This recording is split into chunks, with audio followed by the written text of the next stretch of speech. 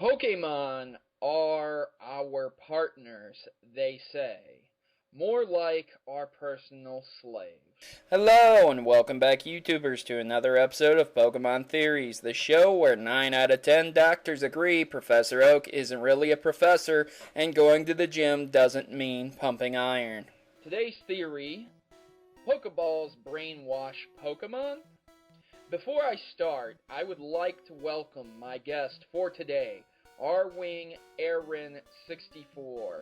Say hello, Aaron. Hello, and thanks very much for having me. I just started up a new channel, so I appreciate the promo here and the opportunity to do this with you. First things first, we need to find a good starting point. So let's begin by addressing the anime and the games. Firstly, starting off with the anime. Ash's Pokemon are almost split down the middle on obeying him or not early on. At one point in time, Ash has unyielding obedience from Pokemon like Charmander, Caterpie, Pidgeotto, and several others. But it can be seen in the first episode when Ash is given Pikachu, Pikachu disobeys him immediately, even to the point where it refuses to stay in its Pokeball and needs to be dragged by. From this, we can infer immediately that Pokemon can disobey their masters. Brainwashing might actually work. This can also be seen in Pokemon Yellow when Pikachu immediately escapes its Pokeball and follows the player, showing that it can refuse to remain inside its Pokeball. However, I should mention that Pikachu given to the player by Professor Oak will always listen to the player's commands, even outside of the ball. This shows that there are drastic differences between demeanors of said Pokemon. It can be seen that due to Ash trying to save Pikachu, it gained Pikachu's respect, and from that point on, Pikachu obeyed him.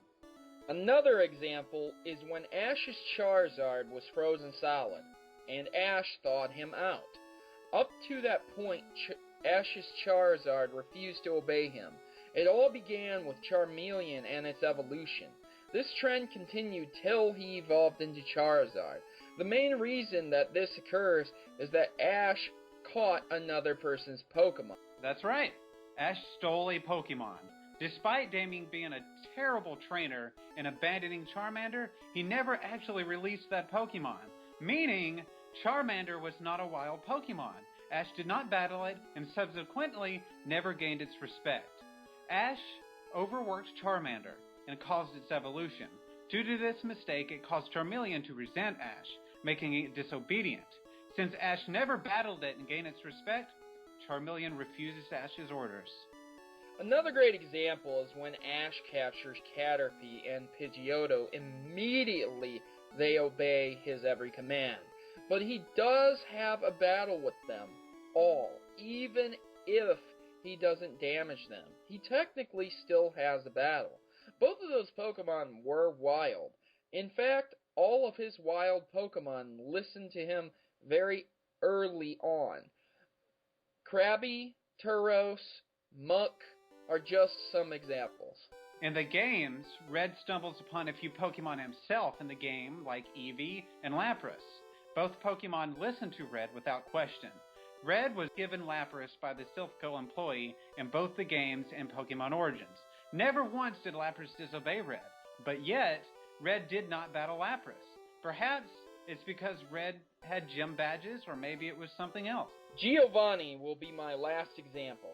Clearly Giovanni was an extremely skilled trainer, not only being the strongest gym leader in Kanto, but also the leader of Team Rocket. And yet, both within the movie and anime, Giovanni never actually caught Mewtwo. Mewtwo eventually refused Giovanni as master and escaped after serving him for quite some time. My final example will be in the animes of X and Y. A Pokemon known as Froakie saves Ash. After Professor Sycamore treats it for its injuries, he states that the Pokemon refuses to listen to trainers that it doesn't like. This means that even though it was caught and is intended to be a starter Pokemon, it has the ability to not listen and even run away. All of this ties into the fact that some Pokemon are able to break free of this mind control and disobey their trainer, or even attack them and run away, coupled with the fact that the going trend seems to be that these Pokemon are highly resistant to other trainers. It's plain to see that some Pokemon listen and some don't. But there is still one key thing missing to make this theory definitive. Why do some of the Pokemon listen? What is it that causes these problems so much? Is it weak Pokemon, strong Pokemon, or something else entirely? Good questions. And the answer is within an episode of the anime, along with a very simple game mechanic. Ever wonder why trainers can't steal other trainers' Pokemon? If you notice, the opposing trainer will knock the ball away, seen very well in Pokemon Origins.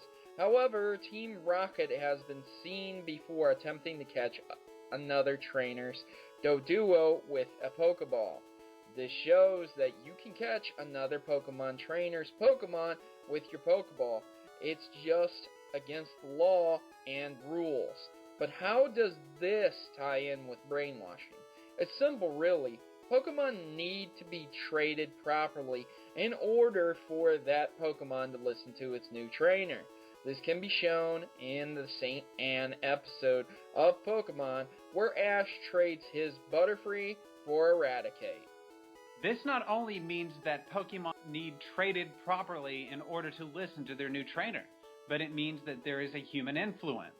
Every Pokemon that ever disobeys does not respect its trainer. Each Pokemon, as this example, was not originally wild and captured properly in battle, but were given or acquired but by unconventional means.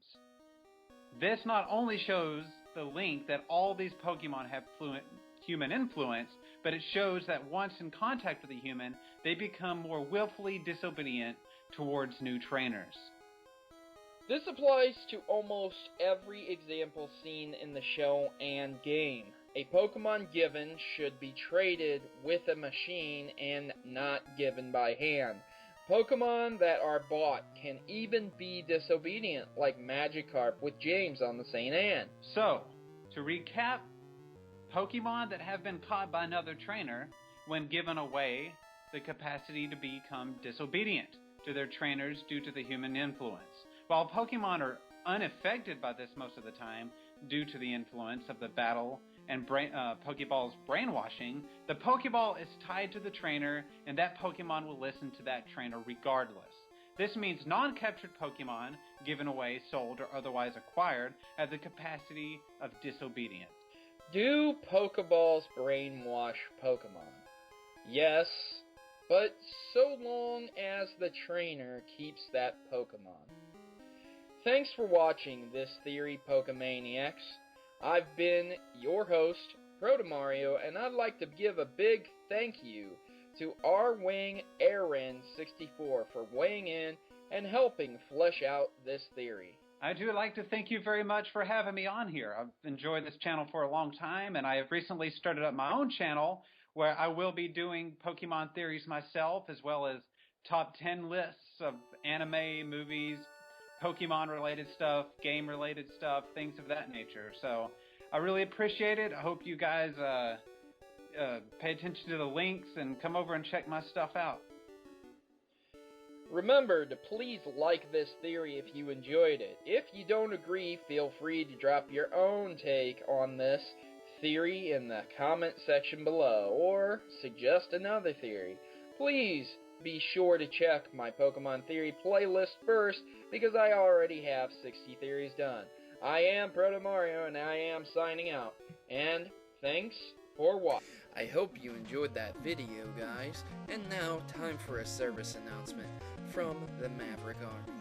Tired of the norm? Is it time for a revolution? Join the rebellion and become a Maverick today by subscribing to Protomario. Remember, together, we can create a new world order of gaming. Mavericks unite. Please note that in all my videos, if I use images from Google, that I do not own any of those images, and all images obtained from Google are owned by their respective owners and copyrights. So please remember this when watching my Pokemon theories. Thanks.